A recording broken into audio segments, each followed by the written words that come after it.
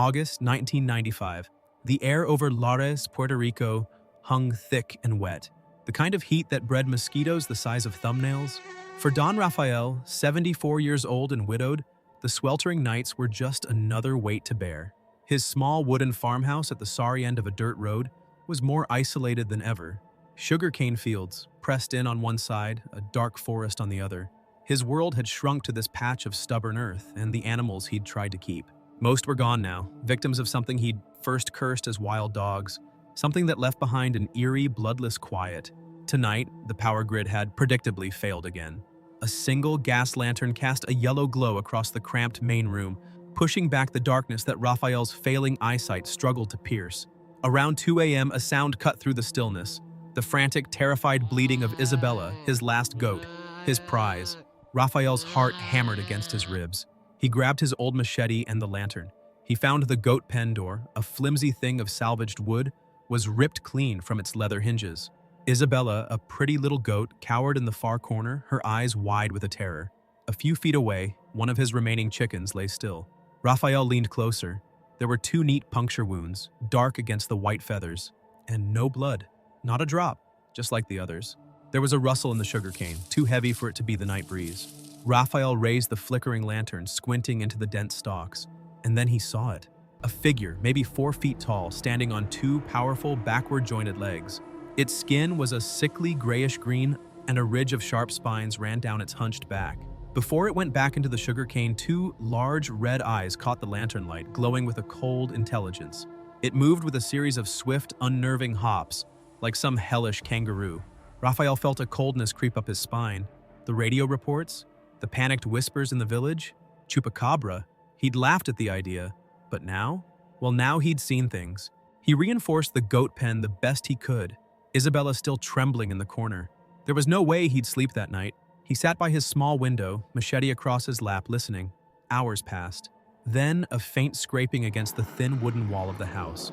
It moved along the wall, closer to his window. Rafael held his breath. A long, clawed finger, black and tipped with a dirty nail, tapped lightly against the glass. Behind it, those same red eyes, burning in the dark, stared directly at him. A low, guttural hiss, like air escaping a punctured lung, and then it was gone. A dark blur darting towards the goat pen. "No!" Rafael yelled. He burst out of the house, lantern swinging, machete raised. The creature was already trying to drag a screaming Isabella by the neck.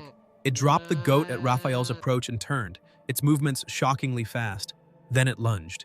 Rafael swung the machete wildly, making contact a few times, but that only seemed to make it angrier. Then he felt searing pain as claws raked across his arm. The thing hissed angrily and came at him again. It was a blur of claws and fangs and an awful, musky smell that choked his lungs. He stumbled back, kicking out, and felt his foot connect with something solid. The creature shrieked and reared back as Rafael scrambled back towards his house. He threw the door shut behind him and shoved an old, heavy dresser against it. The wood shuddered as the creature slammed its body into it.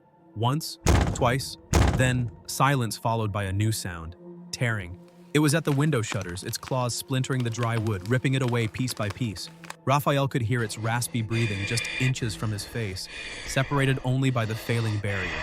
He could even smell it, that foul, polluted stink. He felt so old, alone, and the monster outside was so real.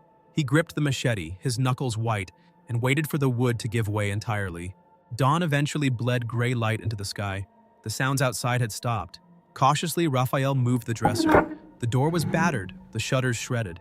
Isabella stood in her pen, alive but shivering violently, a dark patch of matted fur on her neck. Rafael's arm was still bleeding and his body ached. But the psychological wounds were deeper. His skepticism was gone, ripped away and replaced by raw terror. He knew that it would be back. His story, he also knew, would be dismissed. The fearful ramblings of an old, isolated man. He was alone with the truth, and the truth was a monster with red eyes and an unholy thirst lurking just beyond the lantern light.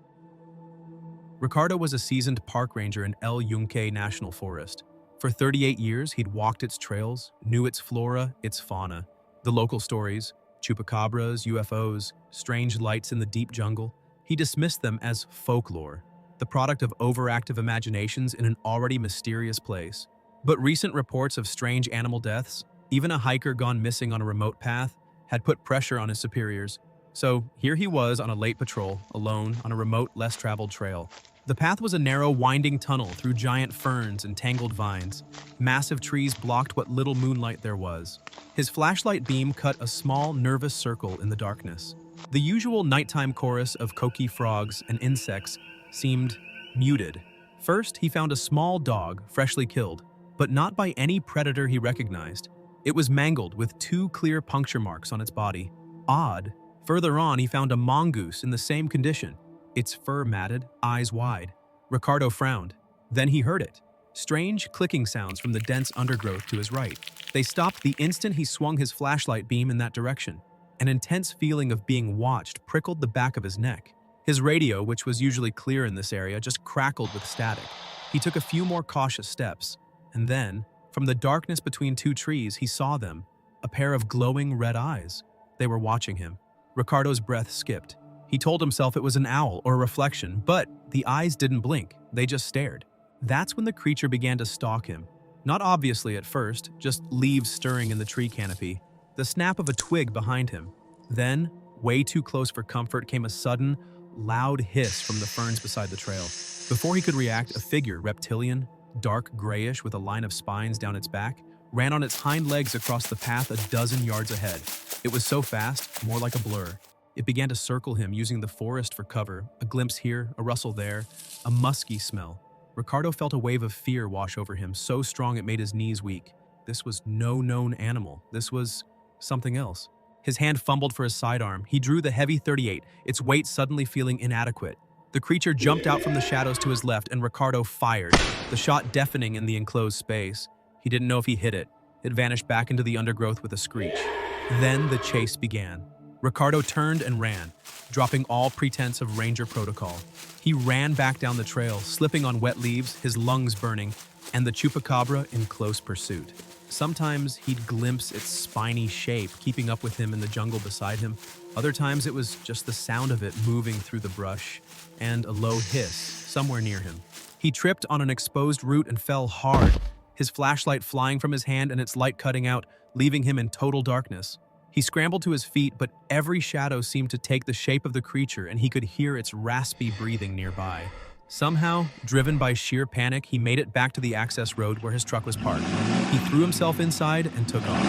Back at the ranger station, the other rangers listened with skeptical patience. Stress, they said.